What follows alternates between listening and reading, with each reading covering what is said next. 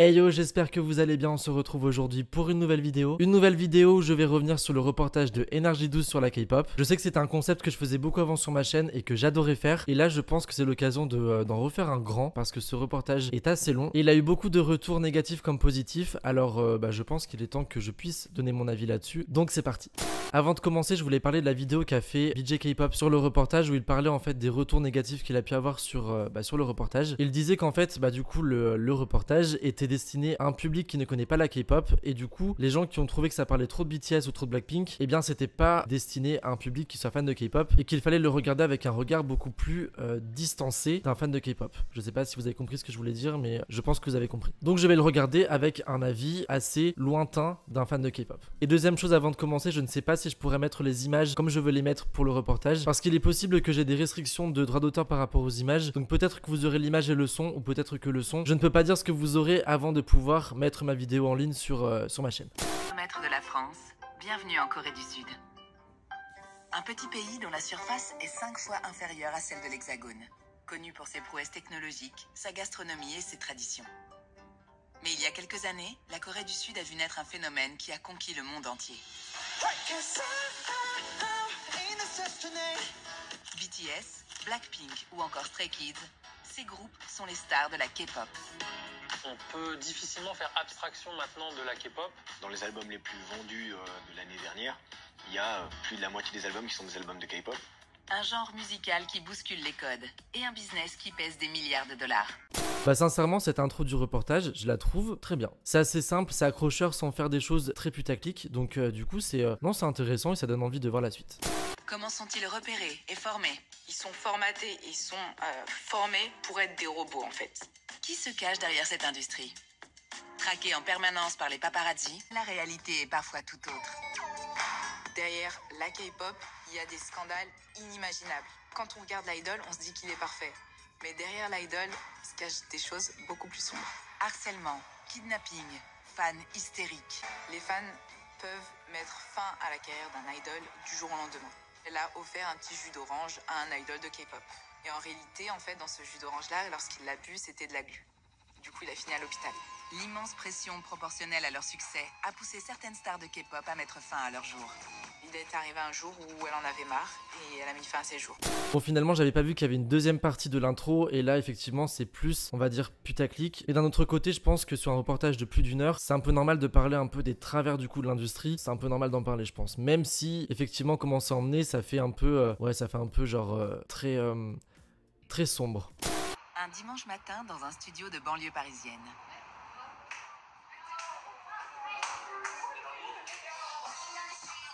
Ces 4 filles qui s'entraînent d'arrache-pied sont françaises. Elles forment le premier groupe inspiré de la K-pop dans notre pays, les Starseeds. Le groupe a été pensé et formé il y a seulement quelques mois par 2 jeunes producteurs voulant importer la méthode K-pop en France. Dans les albums les plus vendus de l'année dernière, il y a plus de la moitié des albums qui sont des albums de K-pop. Ça commence vraiment à devenir la musique pop la plus populaire chez les jeunes. Iconic, ça a été un succès. Ça a dépassé même un petit peu nos espérances, mais on est quand même aujourd'hui à 1,7 million vues, ce qui est pour un premier clip, j'estime, une belle réussite. Ça nous donne beaucoup d'espoir pour la suite. Les 2 jeunes producteurs croient énormément en leur projet pour lequel ils ont investi beaucoup de temps et d'argent.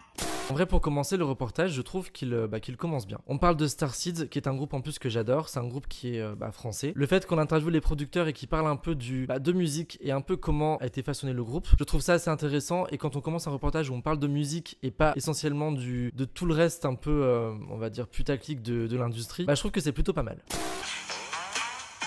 Mais alors, quelle est la recette magique de la K-pop et pourquoi ce genre inspire autant ces jeunes françaises qui aimeraient tant marcher dans les pas de leurs idoles, à l'image de BTS, le groupe aux 33 millions d'albums vendus.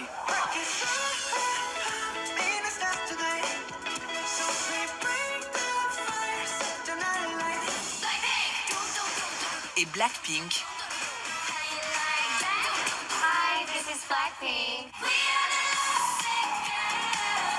le girls band aux plus de 30 milliards de vues sur YouTube. Il y a eu 2 groupes qui sont les locomotives de tout ce train qu'est la K-pop, c'est BTS et Blackpink. Ils sont largement au-delà en termes de popularité et de raison pour laquelle la K-pop explose par rapport à tous les autres groupes. Bah là aussi je trouve que c'est plutôt pas mal, on parle de BTS et Blackpink, on met des musiques des groupes et croyez-moi qu'avant dans les reportages français on mettait très rarement de la musique ou vraiment tu vois des toutes petites parties où on s'intéressait même pas à ce qu'on écoutait. Là on a plusieurs musiques, on a vraiment des visuels de performance. En plus ce que dit BJ est vrai, c'est deux locomotives qui font qu'aujourd'hui la K-pop est aussi populaire dans le monde. Et non vraiment c'est un bon début. Un phénomène que plus personne ne peut désormais ignorer. Il est vrai que ces dernières années la K-pop est en train d'exploser. C'est un terme que tout le monde peut comprendre, mais j'aime pas trop ce terme parce que quand on pense à une explosion, on pense à quelque chose de ponctuel qui est en train d'arriver, mais c'est une lente explosion. On peut difficilement faire abstraction maintenant de la K-pop, ce genre qui prend de plus en plus d'ampleur, qui finit par influencer les Américains, les Français. Là aussi très bon point qu'a dit BJ par rapport à l'explosion. On est plus sur un phénomène qui va exploser sur la longueur et qui va durer dans le temps, plutôt que sur un phénomène qui va exploser rapidement et qui va s'essouffler très vite. Je sais qu'il y a des fans qui sont très jeunes et qui ne savent pas comment était la France par rapport à la K-pop il y a maintenant plus de 10 ans. En 2011 ou en 2012 on avait quand même le Music Bank, le SM Town. C'était déjà le début de l'explosion de la K-pop dans le monde, mais vraiment très lentement. Là on a atteint je pense un pic qui peut-être ne pourra pas atteindre un pic plus haut qu'il a déjà été atteint, tu vois. Mais pour le coup c'est vrai que c'est pas un phénomène qui est ponctuel et ça c'est vraiment bien de le dire je trouve. À la rencontre d'Ophélie Surcouf, une expatriée française experte de la culture coréenne. La K-pop est partout, surtout à Séoul, mais partout en Corée. Il y a vraiment des signaux un peu partout. Il commence à apparaître beaucoup dans beaucoup de publicités qui sont diffusées sur grand écran, sur les bâtiments. Ils deviennent les égéries aussi de publicités, mais plus pour des affiches par exemple, qui vont être dispatchées un peu dans toute la ville. Ça va se remarquer aussi tout simplement parce qu'on va entendre leur musique partout. Il y a toujours les groupes qui sont en train de monter, ils ont une chanson qui perce et là on l'entend dans tous les coins de rue, on l'entend dans tous les magasins. Aujourd'hui c'est permanent, c'est dans toutes les rues, c'est à l'étranger. J'ai pu entendre BTS dans un taxi à Cape Town, j'ai pu entendre BTS dans un taxi à Lisbonne. Là aussi c'est plutôt pas mal, pour l'instant je suis assez agréablement surpris de ce que je vois. Et en plus je l'ai pas dit avant mais les intervenants qu'ils ont choisis je les trouve plutôt cohérents et bien choisis. Effectivement BJ n'est pas un journaliste mais ça reste un spécialiste dans le milieu. C'est un youtubeur qui maintenant, enfin je sais pas s'il en vit maintenant, mais je sais qu'avant il projetait de vouloir en vivre de sa passion. Ensuite il y a un auteur, il y a une fan qui vit en Corée du Sud. C'est plutôt pas mal parce qu'on donne la voix à des personnes qui sont passionnées ou qui ont fait de leur travail une combinaison avec ce milieu. Et oui pour l'instant je trouve que c'est des intervenants qui sont bien choisis. Premier plan, les groupes de K-pop sont capables de remplir les plus grands stades au monde. Pourtant, en 2019, alors que BTS annonce un concert événement au Stade de France et ses 80 000 places, à l'époque, personne ne croit vraiment que le boys band va réussir à relever le défi. Tout le monde se dit un peu, notamment dans les médias généralistes, grand public, bizarre cette programmation, ça va jamais remplir un Stade de France, le Stade de France c'est pour les vraies stars, etc. 20 minutes plus tard, après la mise en vente des billets, tout était vendu. BTS se retrouve à annoncer un deuxième Stade de France le lendemain. Pareil, en un temps record, tout est vendu. Et donc là, on se dit, il y a 2 fois 80 000 places qui viennent de partir en moins d'1 heure. En fait, c'est quand même, il se passe quelque chose.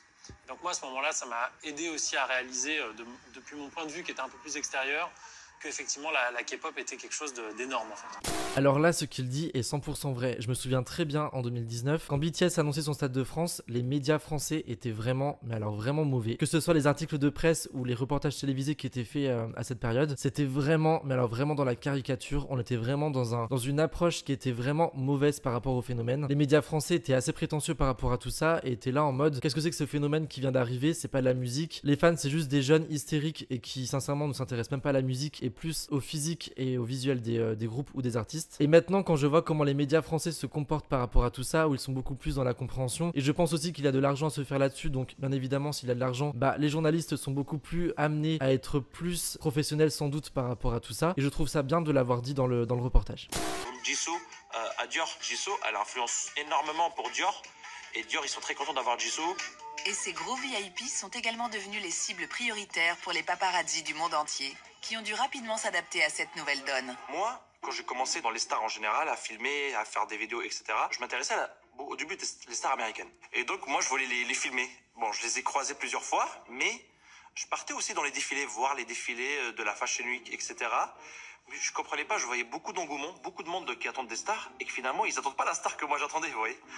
Ils attendent des stars coréennes, beaucoup, genre, par exemple, Dior, c'est la première fois que je croise ma première Fashion Week à Dior, c'était il y a 2 ans. Je vois Jisoo qui sort, je la connais pas, et je vois les gens, ils crient, ils sont là, ils pleurent, ils en peuvent plus, ils veulent la voir, les caméras sont... Et je dis, mais c'est qui? J'aimerais bien savoir, tu vois, c'est qui? Je me suis renseigné un peu sur elle. En France, on va jamais dire que un groupe de K-pop, ça va remplir un stade de France, comme les Blackpink, comme BTS, ils ont rempli de stade de France, ou un Bercy. On s'est jamais dit ça. Alors là, bah du coup, je suis un peu du coup dubitatif de ce que j'ai dit juste avant par rapport aux intervenants. Un paparazzi qui intervient dans un reportage.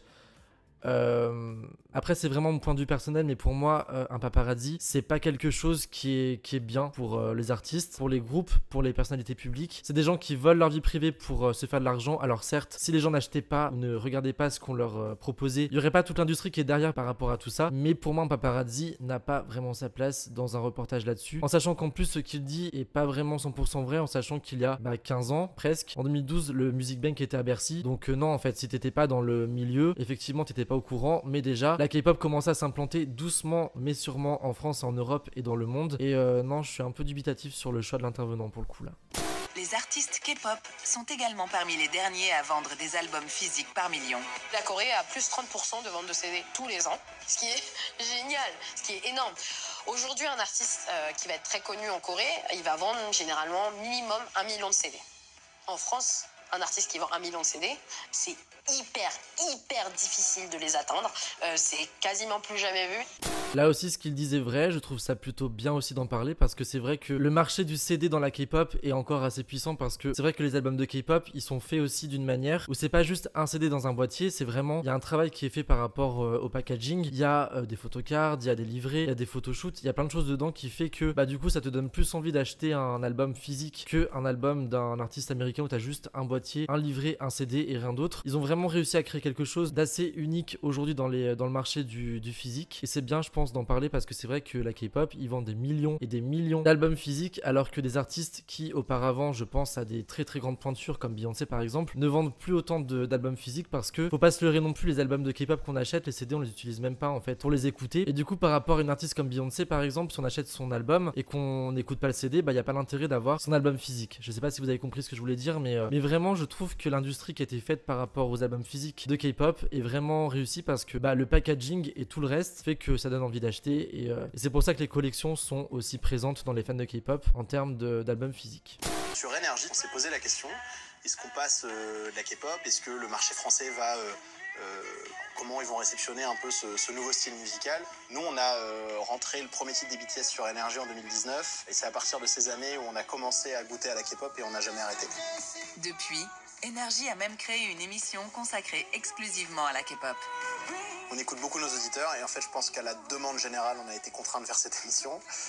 On avait une web radio, on a beaucoup de web radios thématiques, et une des web radios qui marche le plus, que les auditeurs écoutent avec l'appli, avec le site un peu partout, c'est Energy K-pop, qui passe 24 heures sur 24, 7 jours sur 7 de la K-pop.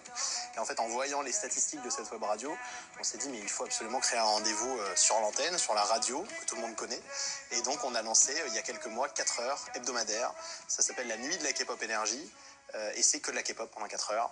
En vrai je trouve ça hyper intéressant, parce que ayant été de la période où vraiment on poussait les radios françaises à diffuser des titres notamment de BTS, et bien savoir un peu tous les dessous par rapport à cette période, je trouve ça hyper intéressant, et je pense que c'est vraiment le but d'un reportage, d'apprendre des choses comme ça. Et pour le coup je trouve ça vraiment bien, et je suis agréablement surpris de ce que j'entends et de ce que je vois. Bonjour, bienvenue à Kik Café, entrez.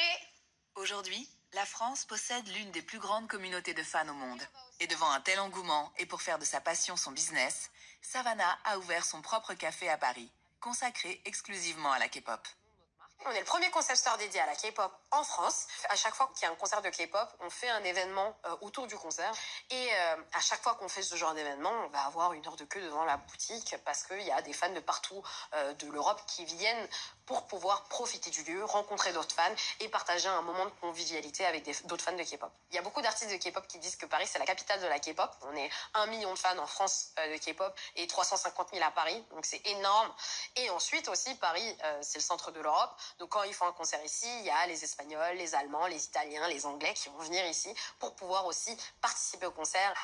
Alors là aussi je sais que le choix de l'intervenante a fait assez polémique sur les réseaux sociaux, parce que effectivement la gérante du Kik Café a fait un un peu un bad buzz il y a pas très longtemps sur ses propos par rapport à un idol, sur son physique il me semble. Je vous avoue que je connais pas la polémique, j'ai pas d'avis là-dessus. Si je prends juste le reportage et ce qu'elle apporte, effectivement c'est intéressant de voir une personne qui a fait son business par rapport au phénomène, qui tient un café, un concept store. Et pour le coup, si je juge vraiment que ça, effectivement je trouve que c'est un bon apport pour le reportage. Même la sphère politique s'empare du phénomène.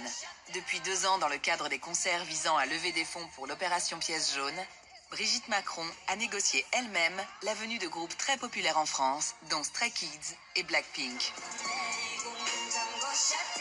Je peux comprendre, c'est-à-dire que c'est un événement caritatif, il faut qu'un maximum de gens y participent, regardent l'émission pour pouvoir potentiellement faire des dons, donc on essaie de faire appel à des artistes qui vont amener du public, et ils les ont mis à la fin parce que je sais pas qui dans l'équipe, mais ils sont forts. Brigitte, elle a vraiment eu le nez, son équipe en tout cas, parce qu'ils les ont mis à la fin, c'est-à-dire qu'il y a plein de gens qui prenaient des tickets pour aller voir les pièces jaunes, plus pour Blackpink que pour autre chose, ils les ont mis à la fin, et ça a eu tellement de retentissement, et elle s'est dit, il faut absolument que qu'on refasse.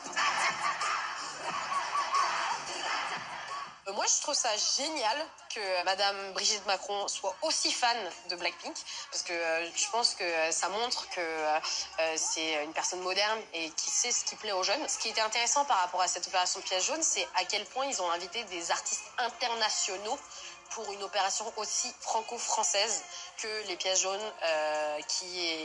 dont la figure est Bernadette Chirac. C'est incroyable. Ces 2 concerts donnés à l'Accor Hotel Arena et au Zénith de Paris se sont déroulés à guichet fermé. Une opération réussie pour la première dame.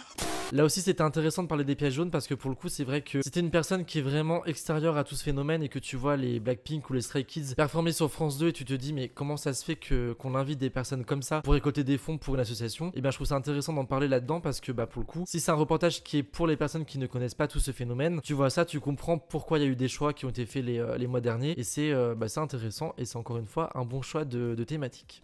Son plus gros coup, Amar va le faire quelques temps plus tard, en prenant en vidéo un membre des BTS en compagnie d'une Blackpink en promenade à Paris.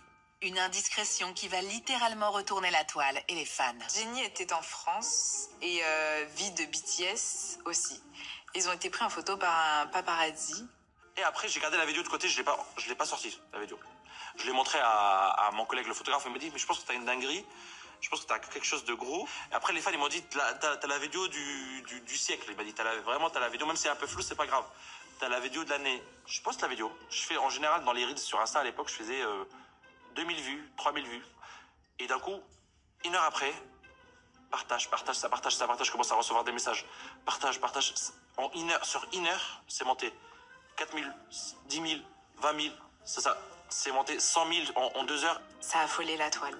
Mais quelques secondes après que la photo soit publiée sur les réseaux sociaux. Ça a affolé les fans parce que BTS est l'un des plus grands groupes de K-pop, et Blackpink aussi. Et en fait, il y a un moment, du coup, j'ai mis sur Insta, ça a pris d'un coup. J'ai pas compris. J'étais à 500 vues, je suis monté d'un coup à des vues de story sur 2 jours, 200 000 vues. Des gens qui regardent mes stories, il y avait 200 000 vues, personne, c'est marqué 200K. Et j'avais 200K pendant 5 jours, 200 000 personnes regardent mes stories Instagram.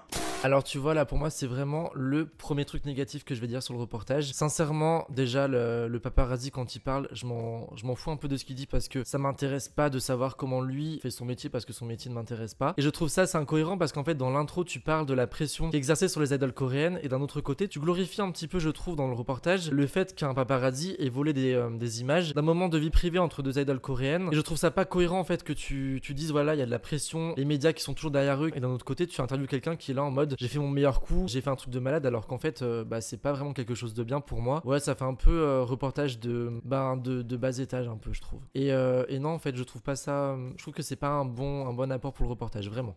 La relation entre les fans et les idoles, c'est une relation commerciale. En fait, les idoles, ils sont là pour vendre du rêve. C'est des personnes qui savent chanter, qui savent danser, qui vont être beaux. Et donc, c'est très important, en fait, que cette personne soit dans une représentation avec toujours cette meilleure version de lui ou d'elle-même. Mais de l'autre côté, il est attendu du fan que il achète les albums, qu'il vienne au concert, qu'il soutienne l'artiste sur du streaming de musique. Lorsque les fans voient que leur idol de K-pop est ambassadeur pour une marque, ils peuvent dépenser des milliers d'euros pour cette marque-là. Là aussi je suis d'accord avec elle, même si on sait que c'est très contrôlé au niveau des émotions et de ce qu'on veut te faire partager. Effectivement, le fait qu'on ait l'impression d'être aussi proche de nos artistes préférés, c'est la force qui fait qu'aujourd'hui les fans et les fanbases soient aussi présentes et font autant de projets pour essayer de mettre en valeur le travail des groupes ou des artistes. Et je trouve ça intéressant d'en parler pour le coup. Car parfois, cette relation complexe peut amener certains fans à devenir complètement obsessionnels avec leurs idoles. En Corée du Sud, on les appelle les fans saseng. Les fans saseng, c'est des fans qui vont envahir la vie privée de l'idole. On a eu déjà beaucoup d'histoires et c'est très connu en Corée du Sud. Il y a eu des fans saseng qui se sont introduits dans des dortoirs, se sont cachés dans des placards. Ils ont attendu que leur idole aille au lit pour pouvoir se jeter sur lui. Là du coup tu vois, son intervention je la trouve plutôt intéressante. Les labels poussent souvent les artistes à avoir une relation assez privilégiée avec leurs fans et des fois ça leur revient un peu à la figure. Quand le label pousse vraiment trop cette relation à être trop présente, on en arrive à en avoir des fans saseng. Totalement l'événement. Et parfois, les actions de ces anti-fans peuvent avoir des conséquences dramatiques. Un K-pop idol peut craquer.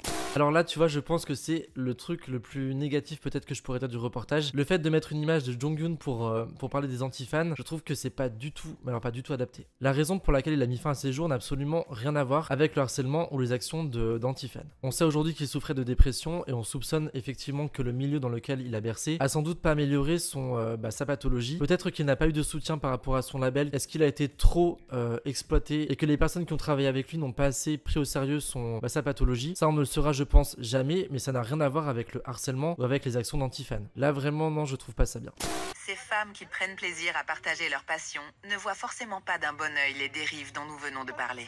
Ouais, il y en a qui prennent l'avion, qui prennent un billet d'avion pour être à côté d'eux, ça aussi c'est pas loin. Je disais ça au début pour BTS. Ouais. Ils étaient tellement poursuivis dans les avions que maintenant ils voyagent en compagnie privée. Quoi. Donc, ça, ils ont mis ça depuis en place parce que tu m'étonnes qu'ils soient terrorisés les gamins. Parce que c'est d'accord, c'est une minorité. Oui, justement, c'est pas ce qui représente les fans de K-pop. C'est une minorité, mais malheureusement, c'est un vrai poison. Bien sûr. Tous les jours, on en entend parler de plus en plus. On entend toujours parler des... Alors là, gros point positif du reportage, on montre un rassemblement de fans, de personnes qui sont adultes, qui sont matures. Ça fait du bien de voir vraiment, je trouve, dans un reportage français, des fans qui ne sont pas des très jeunes filles en hystérie totale, tu vois, et qu'on voit des personnes adultes qui sont posées et qui parlent correctement. Et non, vraiment, je suis vraiment content de voir ça. Ce sympathique groupe de femmes d'âge mûr est aux antipodes de l'image que l'on se fait des fans de K-pop en général.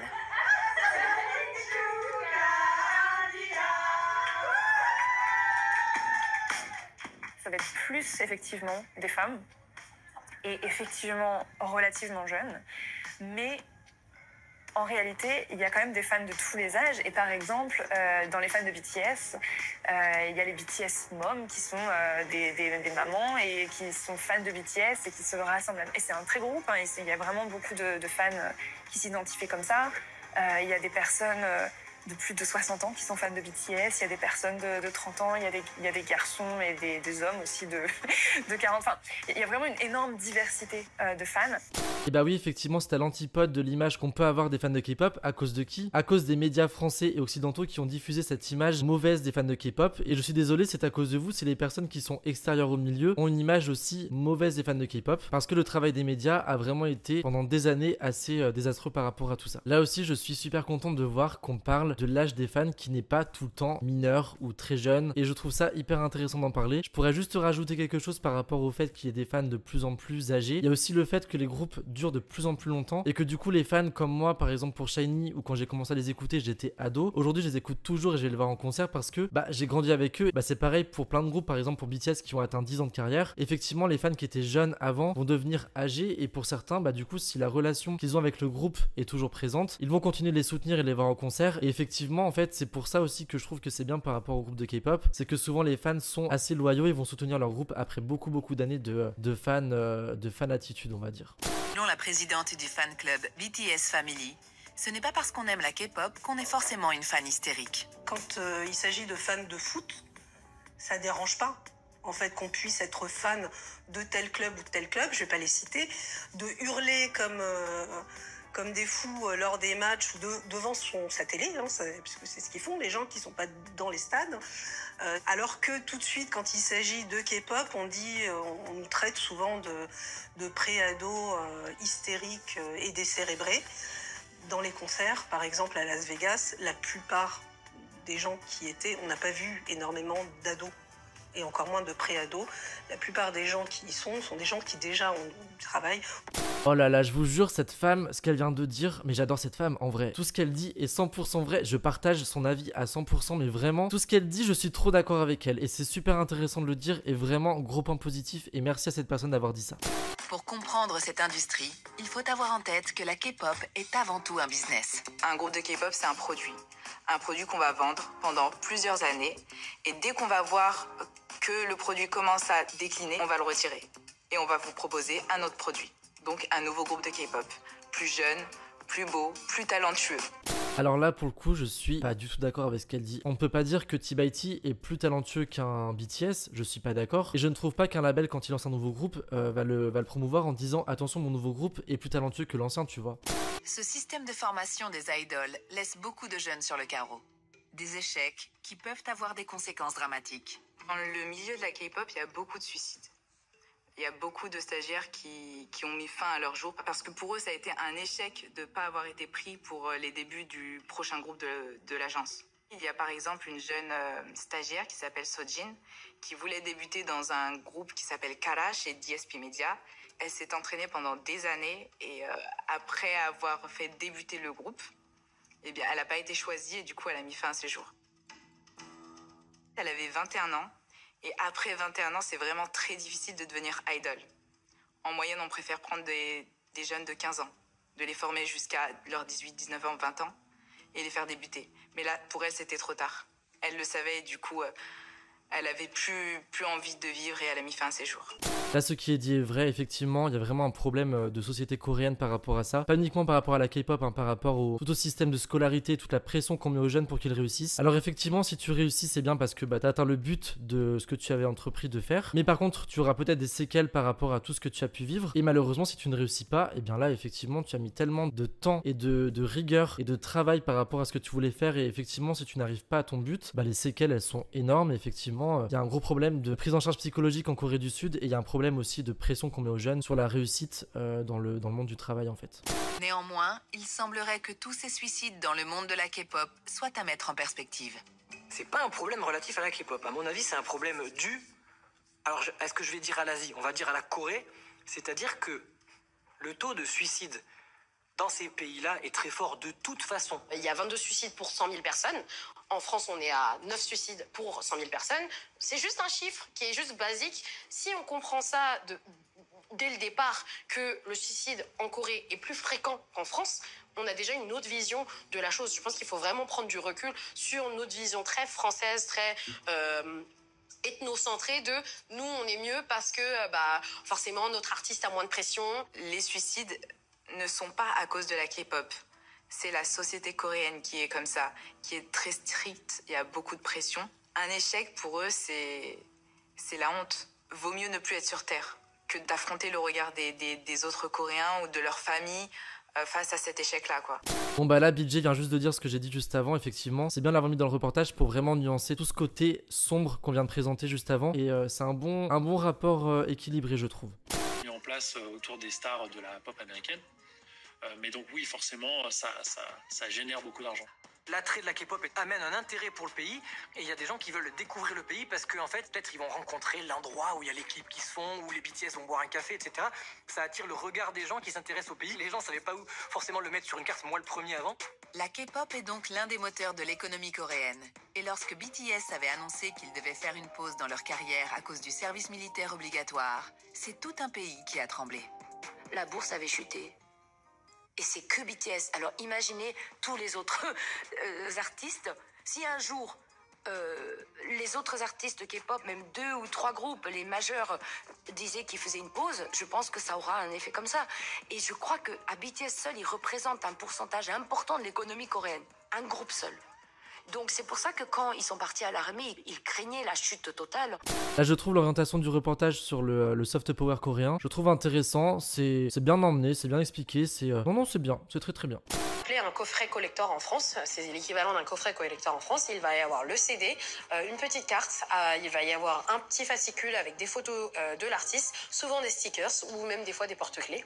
Et donc en fait, ça va être vraiment une expérience pour ouvrir le CD pour les fans en fait. Les fans vont souvent se filmer en train d'ouvrir le CD parce qu'on peut découvrir plein de choses à l'intérieur. Ça va pas du tout être la même expérience qu'un CD en France où vous ouvrez juste votre boîte plastique et c'est tout. Il y a vraiment tout l'univers de l'album qui va être mis dans le CD. C'est ce merchandising qui fait qu'aujourd'hui on a plus de 30% de ventes de CD par an pour les CD de K-pop, mais c'est aussi dû à une petite carte qu'il va y avoir dans chaque CD qui s'appelle la photocard.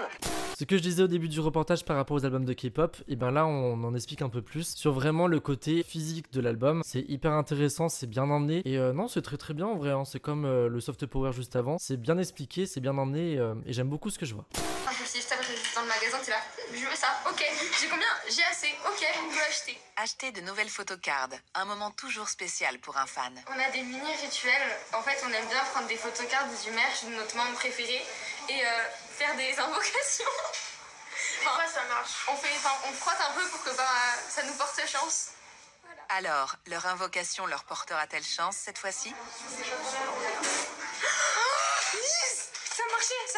Ça a marché. Invocation, ça a marché. Qu'est-ce qui s'est passé? Faut que vous nous expliquiez là. Bah là, grâce à l'invocation, elle a réussi à avoir Lise. Voilà, c'est apparu. Elle est apparue dans l'album. Alors là je pense qu'on est vraiment sur la partie qui a fait le plus polémique par rapport au reportage. C'est sur ce groupe de jeunes filles qui fait des invocations pour avoir une photocarte qu'elles souhaitent. Et bien sincèrement j'ai pas trouvé ça hyper bizarre. Alors pourquoi j'ai pas trouvé ça bizarre? Déjà parce que entre amis tu fais des choses qui effectivement sont un peu stupides. Le truc c'est que ce que tu fais avec tes amis n'est pas censé être filmé et diffusé du coup. Là le fait qu'on diffuse ce genre de choses un peu invocation, un peu truc bizarre, d'un point de vue extérieur ça peut sembler vraiment un peu bizarre effectivement. Mais je trouve que c'est pas non plus hyper mauvais en soi parce qu'on comprend vite que c'est des choses qui sont un peu bébêtes mais qui sont pas méchantes. Ça arrive en fin de reportage et ça donne pas l'impression que tous les fans sont comme ça en fait. Par rapport à ce qu'on pouvait montrer dans les reportages français avant, sincèrement c'est bizarre mais non c'est pas non plus j'ai l'impression que les gens m'ont fait une montagne par rapport à ça alors que c'est pas vraiment ce que je pourrais retenir du reportage je pense à la fin. En plus c'est vraiment des jeunes filles, je trouve ça dommage qu'elles se prennent un peu du harcèlement en ligne par rapport à ça alors que je pense que dans l'émotion du truc que tu sois filmé, peut-être qu'elles se sont pas dit est-ce que ça va sembler un peu bizarre d'un point de vue extérieur et non pour moi il y avait vraiment rien de méchant et c'est pas quelque chose de vraiment mauvais pour le coup. J'ai trouvé ça un peu bébête mais c'est pas non plus la fin du monde. La jeune française a une pièce entière dédiée au business de la K-pop qui lui permet d'arrondir ses fins de mois. Je fais beaucoup d'investissements où j'achète des colis d'articles ou de photocards et que je revends, donc c'est ma pièce boutique on va dire. Et il y a également des personnes qui me demandent donc des articles en Corée parce que c'est beaucoup moins cher. Donc je vais réceptionner certaines de leurs commandes ou alors je vais directement acheter dans les pop-up stores ou les magasins ou sur internet. Je stocke ici en attendant qu'en fait soit ils viennent en Corée les récupérer, soit que j'envoie en colis. Une petite entreprise qui se porte bien a priori. J'ai fait 3 pop-up stores ces 10 derniers jours. Celui de J-Hope, donc BTS, celui de Stray Kids, où la plupart des gens m'ont demandé des petites peluches très mignonnes. Certaines personnes m'ont acheté des bouteilles d'eau parce qu'il y avait BTS écrit dessus, même si la bouteille est vide. Ça, ce sont des cups pour les cafés anniversaires. On a des light sticks, des tours de cou, on a des couverts. Enfin, vraiment pour tous les goûts, toutes les couleurs et tous les groupes surtout. Et bien qu'elle soit elle-même fan, certains comportements parviennent toujours à l'étonner. La bouteille vide d'eau, 20 € on me l'a achetée. 20 € la bouteille d'eau. Ah oui, il y a mon ADN dessus. J'ai dit à la personne, mais je l'ai bu la bouteille. Ah mais c'est pas grave. Je veux la bouteille parce qu'elle est exclusive pour l'anniversaire de BTS. Bon là on passe sur la deuxième partie qui a fait polémique sur le reportage. La bouteille d'eau de BTS qui est vendue 20 € parce que c'est marqué BTS autour. Effectivement c'est un peu abusé sincèrement. De l'avoir montré je pense que c'était pas vraiment intéressant parce que c'est vraiment je pense une infime minorité qui fait ça. Et le montrer je pense que ça peut laisser penser que les fans de K-pop sont tous comme ça à dépenser de l'argent pour une bouteille vide. Mais pour moi c'est vraiment qu'une infime minorité. Et c'est pas représentatif de toute la communauté de fans de K-pop. Et c'est un peu dommage dommage de l'avoir montré, même si là pour le coup encore une fois c'est en fin de reportage et c'est pas la fin du monde, mais je peux comprendre que des personnes aient trouvé cette partie assez inutile et qui peut laisser une mauvaise image auprès du public qui ne s'intéresse pas à ce milieu de base et qui va garder en tête que des fans achètent des bouteilles vides à 20 € parce que c'est marqué BTS ou autre groupe autour de la bouteille en plastique. C'est qu'ils ont d'abord commencé à percer en fait de manière extrêmement forte à l'étranger avant de percer en Corée. Et je me souviendrai toujours, c'était en 2016, je faisais un reportage pour Le Monde à la Japan Expo. Et je leur avais dit, oh bah du coup moi je voudrais faire un truc sur la Corée parce que j'ai vu que la Corée grimpait à la Japan Expo. Et en parlant avec les gens, je me rends compte que tout le monde, absolument tout le monde, me parle de BTS. Et je me dis, mais quel est ce groupe? Qu'est-ce qui se passe? Et pourquoi tout le monde est fan de BTS? Hybe, l'agence du groupe aujourd'hui valorisée à plus de 7 milliards d'euros, a vu son groupe phare enchaîner les tubes. Le titre le plus connu de BTS, c'est Dynamite.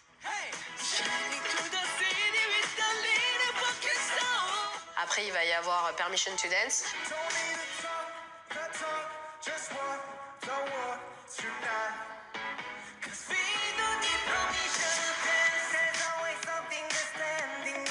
Et après Idol.